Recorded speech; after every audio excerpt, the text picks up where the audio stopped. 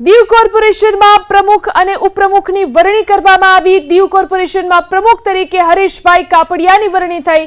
દીવ કોર્પોરેશનના ઉપપ્રમુખ તરીકે કરુણાબેન રવિની વરણી થઈ છે। 2.5 વર્ષની ટર્મ પૂર્ણ થતા પ્રમુખ અને ઉપપ્રમુખની વરણી કરવામાં આવી છે।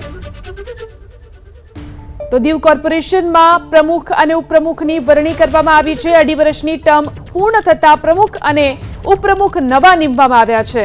દીવ કોર્પોરેશનમાં પ્રમુખ અને ઉપપ્રમુખની વરણી કરવામાં આવી। દીવ કોર્પોરેશનમાં પ્રમુખ તરીકે હરેશભાઈ કાપડિયાની વરણી થઈ। દીવ કોર્પોરેશનના ઉપપ્રમુખ તરીકે કરુણાબેન રવિની વરણી થઈ છે। 2.5 વર્ષની ટર્મ પૂર્ણ થતા પ્રમુખ અને ઉપપ્રમુખની વરણી કરવામાં આવી છે।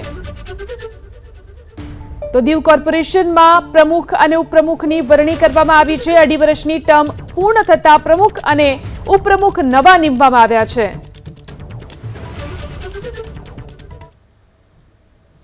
ગોધરા એ ડિવિઝન પોલીસ સ્ટેશનમાં જપ્ત વાહનની અંદર આગ લાગી। આગની ઘટનામાં 2 કાર બળીને ખાખ થઈ ગઈ।